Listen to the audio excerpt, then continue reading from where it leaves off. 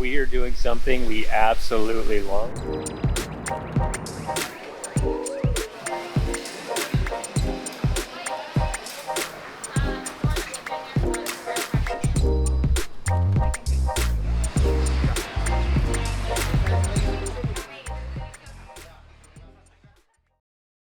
We're Anna D and Adam, vloggers living in Colorado. After the pandemic shut everything down in March of 2020, we took a hard look at our life up until that moment and realized we'd barely explored our state in the 5 years we'd lived here. This was a wake-up call for us as we were prioritizing all of our time working versus living. So we decided to get out into the mountains more. Until now, that is, where we decided to trade our beautiful mountains for the sparkling ocean. Previously on the vlog, we spent a day touring around Isla Mujeres on our golf cart, where we had a delicious lunch at Rinconcito Calo, and then headed to the southernmost point, or Punta Sur, to visit the sculpture of Ixchel. After a perfect day on the island, we headed back on the ferry to our hotel. And now, on the vlog. Every morning in Colorado, Anna and I look out the window from our office and watch the clouds of the sunrise. We can't directly see the sunrise, but at least we can look at the sky and enjoy the beauty. Since we're in Mexico with an unobstructed view, we got up almost every morning and watched the sunrise.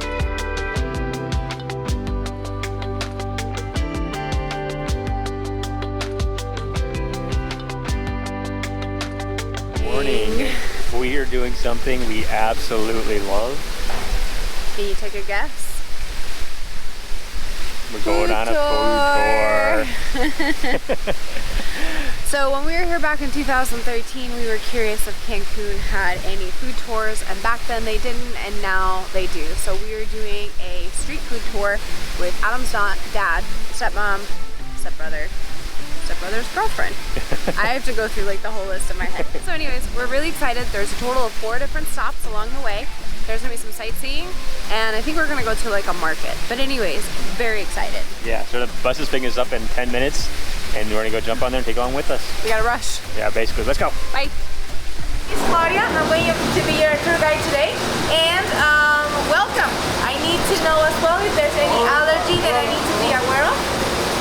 No, guys, you eat chicken, pork, beef, everything? Yeah. I love you already. Let's go, guys. Okay, guys, so welcome. So it's very interesting that you actually, trying to enjoy the real thing with us today, because we're actually taking you to real spots where we Mexicans go to have breakfast. I'm just excited. Excited? That's very good. Because we were here in 2013 and I looked up food tours and there were none. None. So I was really excited to see that you guys were now here. That's awesome. We've been in business for 3 years already.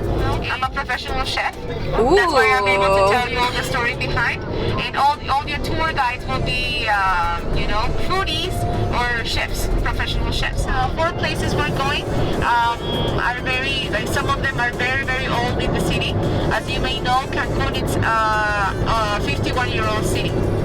I'm going to tell you the story behind each meal that we're going to eat today, some fun facts as well, and we're going to start with the first spot at the market, Market 23. You will find groceries, fruits and vegetables, fresh meat as well. You will wonder why you don't find fish around and seafood in general. Well, because we go straight to fishermen actually to buy all these products. Here at this spot we're going to eat tamales. You are used to eat these corn leaf tamales, right? Well, I don't know if you've tasted the southern tamal. Southern tamal is wrapped on banana leaves. It's the same dough, but the banana leaf keeps all the moisture inside the tamal, so it changes the texture of the tamale. And now the corn leaf has pores on it, so that's why it liberates a lot of water, so it gets a little bit drier but still really good.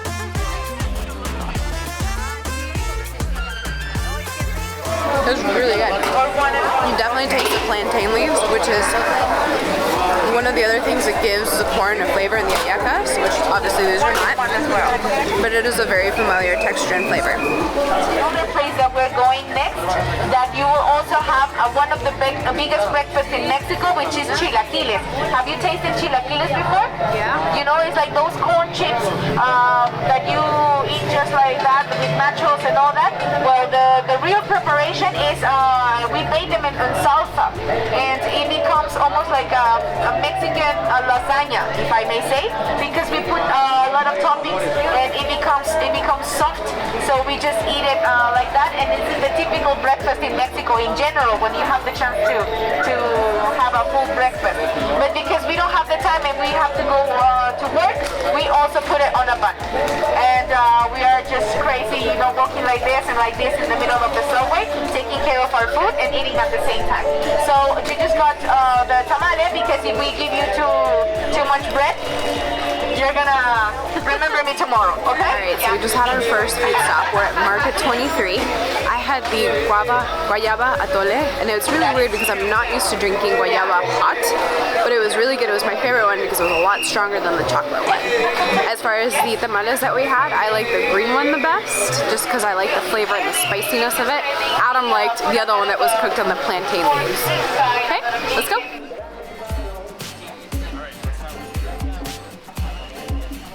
Look at the little cacti.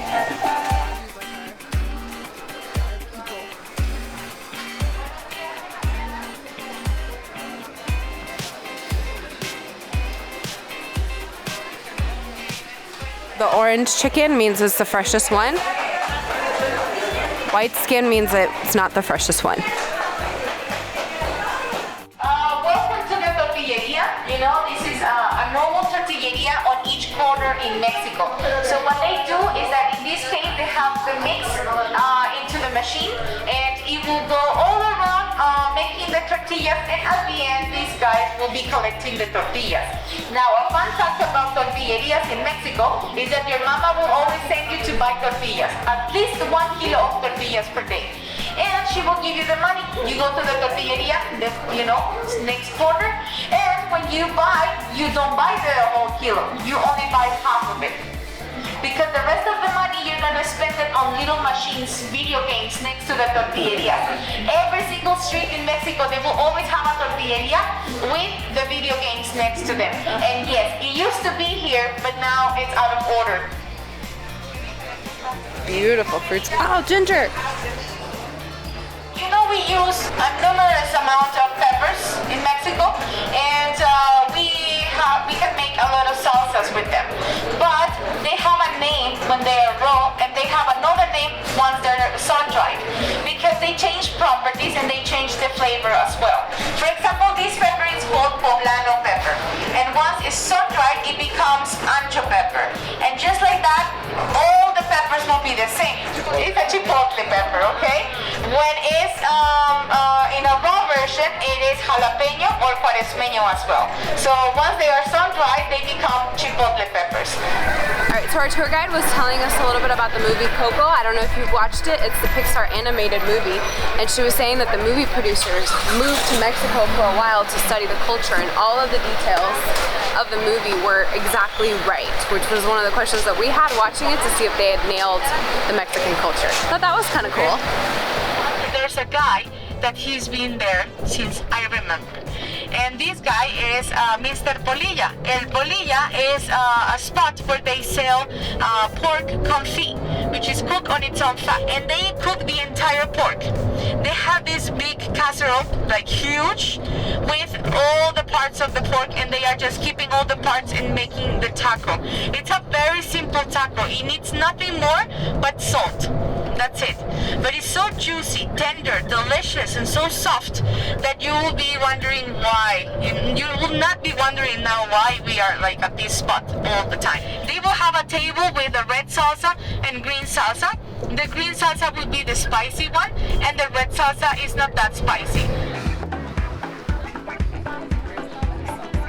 Wait for my mouth to burn up.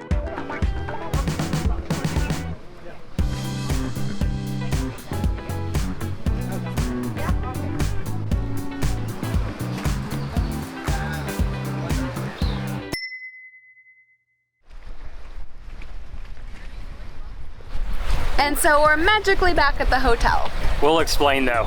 It's a bit windy, so we're sorry if you can't hear us. We try to fix the mic so that maybe it wouldn't be so bad. Yeah, the wind's coming this direction and hopefully you can hear us just fine. But we figured you're probably tired of seeing us in our hotel room, so we wanted to film somewhere magical, and of course everybody's seen us get up here, so now everybody's up here. Yeah. But we are back home from the food tour right now, and things happened kind of quick after stop 2.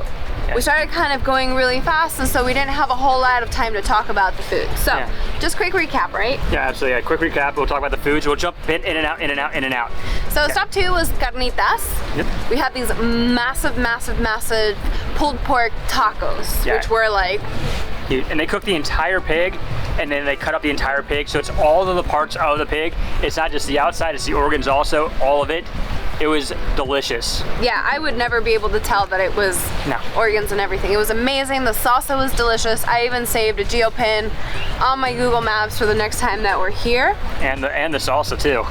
Yes, and so the next stop after that was the one that I didn't quite understand. It was the chilaquiles? Yeah, exactly. In a hoagie roll. In a hoagie roll. We're at stop number 3 now.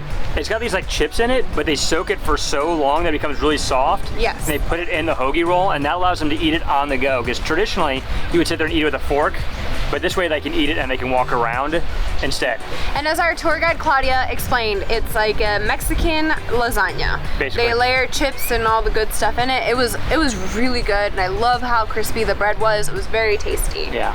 And so our 4th stop was a Mayan location. Yes, Cochinita Pibil, which we've been wanting to really try, a super legit place since we got here, because we do have somewhere saved, but it's over by Chichen Itza, and you have to either get a car or pay someone a lot of money to take you there to see chef, I forgot her name, but we'll link it down here. Anyways, so I was really excited, and it was really, really good. We are going to a restaurant, and we're gonna present to you not just any taco. We almost consider it a religious taco. And this is why. Mayan indigenous people, they cook this meal, and they call it cochinita pibil, which means small pork on a pit. Pibil is pit on Mayan language. And what happens is that Mayans, they don't believe in heaven. For them, their conception of heaven is earth. If they die, they will go to earth. That's their belief. So they try to honor animals the same way. They will open a pit under the ground. They will cook, wrap the meat on banana leaves, and they will cook it for more than 20 hours. Now, the difference between a northern taco and a southern taco is the topping. If it's from the north or central Mexico, we'll have onions, cilantro, squeeze of lime, probably some radish, or also fresh pineapple. In the south, all you need is pickled onions. That's it. That's all you put in your taco. Yeah, it takes 20 hours to make the meat because they bury it in the ground like pit style, and they cook it in the ground before they take it out and put it into that taco form. Woo! There's a sailboat rolling in right now. I'm sure there'll be some music bumping. And so the cochinita pibil is also, from what she said, marinated a few days. Yeah. Before they put it in the pit in the ground. Exactly.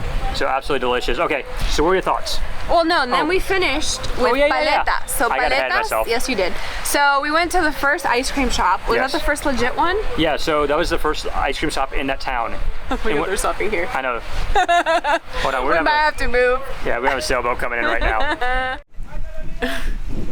We will continue this momentarily. So back to Paletas. We're at a different location, as you just saw why. Yeah. So our 5th stop was popsicles. Yes. And in that area, they had a bunch of fruit and had a bunch of farmers because they'd given land to all the people in that area.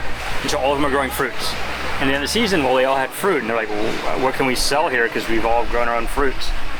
So one of the people there decided to start making popsicles with the fruits. Yes. Yep, and I had guanabana or sour sop. It was delicious. I usually have it whenever I come to Mexico. And I had, I think it was pineapple with chili, but it tasted more like coconut or looked more like coconut. But I ordered pineapple with chili though, and it wasn't really spicy. It was actually quite delicious.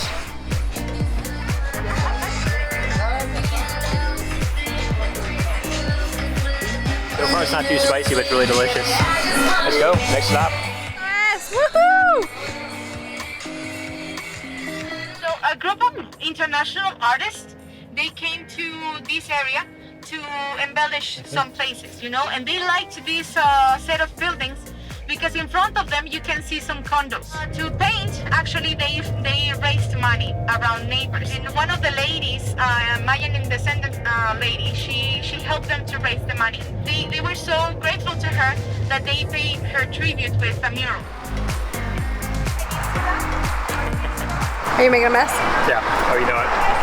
When she saw the mural, she was so moved by it because she wasn't expecting, you know, to be on a mural.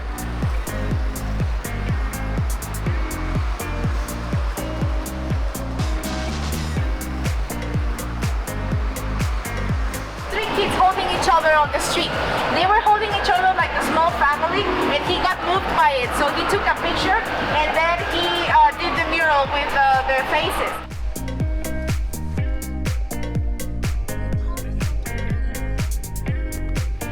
What was your favorite place? Ooh, my favorite place was the second stop with those pork tacos that had the entire pig in there.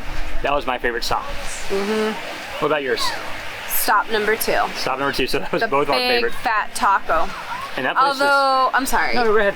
Although the cochinita pibil was delicious. I just liked that the tacos were very generous with their pork serving, and they were only 25 pesos a taco. Yeah, he was like taking like Very a handful reasonable. and putting a handful in the taco, and I'm like, Yeah. how do I pick this up? Yeah. Anyways. Yeah. I think the one thing I would have liked to have changed about the tour was the pacing of it. Make it longer. Yeah, make it longer because we weren't walking between stops or driving. It was tour, or it was like stop, stop, stop, stop, stop. It was very quick. I would have preferred if we just gone to Market 23 and then walked around and gotten food from there. Yeah, I think we really did want to explore that a little bit more, but I mean, if you're pressed for time or you're looking for a tour that's about, 4 to 6 hours with pickup and drop off, it's a perfect length for that. You get to try new food, see some things, and then go back to your hotel just in time for pool time and margarita time, which is what we're gonna do after this. Yeah, after this we're getting swimsuits on and we're going to the pool.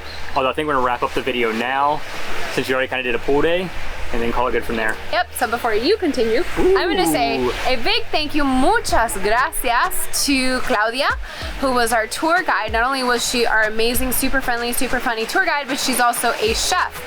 So apparently when you come back, you can request her as your chef for the cooking class that they do. Yeah, definitely request her, amazing. And her last name is Pina. Piña. For pineapple. And apparently she likes pineapple, so go ahead and give her all the pineapple things. Sorry, Claudia. Sorry, Claudia.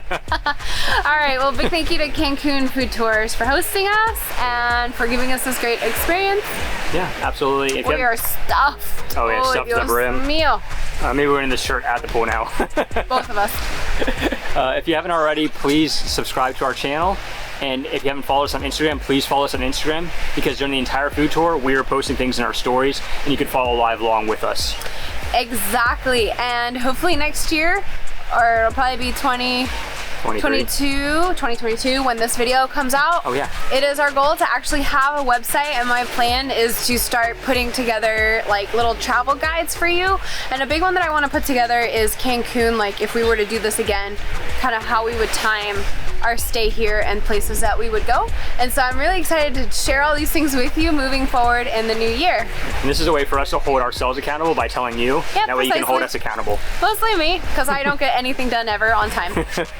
So thanks for watching. Hit that like, hit that subscribe, the bell, click on one of the links below, buy something so you can help support our vlog, tell your friends about it, and nos vemos en la próxima. Ooh, bye. Ciao. You ready? Let's go. Yeah, let's go. I got butted. My backsad's totally hanging out. And I will always love you. There's my butt cheek.